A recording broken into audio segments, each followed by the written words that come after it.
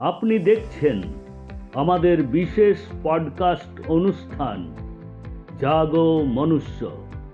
এই অনুষ্ঠানের মাধ্যমে আমাদের বিশেষ অতিথি সন্তান দলের সম্মানীয় প্রেসিডেন্ট শ্রী শঙ্কর সরকার মহাশয় প্রকৃতি ও মহাবিশ্ব সম্পর্কে আমাদের সবাইকে সচেতন করবেন।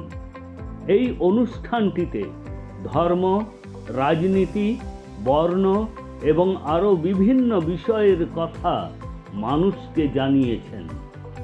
প্রকৃতির দান সার্বজনীন, জন্মগত অধিকার অনুসারে universal birth right given by the nature to all. এই প্রকৃতির সমস্ত সম্পদের উপর সকলের সমান অধিকার পাওয়া উচিত। এই সমস্ত বিষয়ে আমাদের বিশেষ পডকাস্ট অনুষ্ঠান জাগো মনুষ্য দেখুন।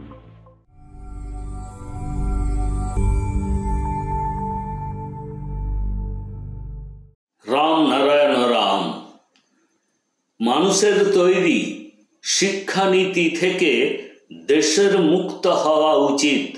এর পাশাপাশি প্রকৃতিবেশ শিক্ষাও যুক্ত করা উচিত। তবেই সমস্ত মানুষ এগিয়ে যাবে, পৃথিবী এগিয়ে যাবে। পৃথিবীতে কোনো সমস্যা থাকবে না। সব কিছু প্রকৃতির ভিত্তিতে হওয়া উচিত। প্রথমে মনুষ্য সৃষ্ট সব কিছু পৃথিবী থেকে অপসারণ করা উচিত। তাহলে সমস্ত চোর সাধু হয়ে যাবে। কেউ কারো সাথে মারামারি করবে না। মানুষ যখন পৃথিবীতে জন্ম নিয়েছিল তখন তারা কোনো কাপড় পরেছিল না। এখন মানুষ বড় হয়েছে, তারা বুদ্ধিমান হয়েছে। প্রকৃতিতে যে সকল গাছপালা প্রাণী রয়েছে তারা পোশাক পরে না।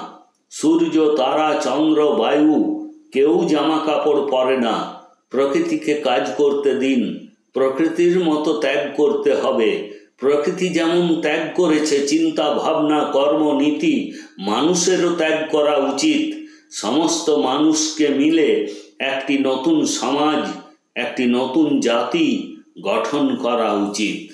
বাতাস, জল, পৃথিবী, মহাকাশ সবই আমাদের ধর্মের উৎস। তাদেরকে সকলের সম্মান করা উচিত। তাদের আদর্শ অনুসরণ করা উচিত। তাদের ত্যাগকে সম্মান করা উচিত, যা তাদের মাধ্যমে করা হয়েছে। তাদের কাছ থেকে ভালো কিছু শিখতে হবে এবং সেই আদর্শ প্রয়োগ করা উচিত। শিক্ষানীতির পিছনে ব্যক্তি মালিকানা রয়েছে। যদি কোনো ব্যক্তি সচেতনভাবে বিবেকবান হয়ে কাজ করেন তবে সমাজে কোনো সমস্যা হবে না। প্রত্যেকের বিবেকের কথা শুনতে হবে। যদি পৃথিবীতে কোনো ব্যক্তি মালিকানার অধিকার না থাকে তবে পুরো শিক্ষানীতিটি পরিবর্তিত হয়ে যাবে। ব্যক্তি মালিকানা শিক্ষা ব্যবস্থাকে সম্পূর্ণরূপে বদলে দিয়েছে। প্রকৃতির কর্মকে অনুসরণ করুন। বিবেকই আমাদের মন্ত্রে। সমস্ত মানুষের দেহে 50,000 কোটি আত্মা রয়েছে। ধ্যান করে তাদের বাঁচিয়ে রাখুন। বিবেকী কর্ম সম্পন্ন করে। মানুষ মনে করে যে তারা কর্ম করছে। রামনারায়ণ রাম নাম জপ করুন।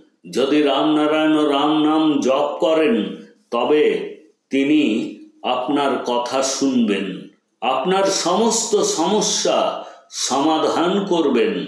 আপনি যদি এই মন্ত্রটি জপ করেন তাহলে আপনার কল্যাণ হবে।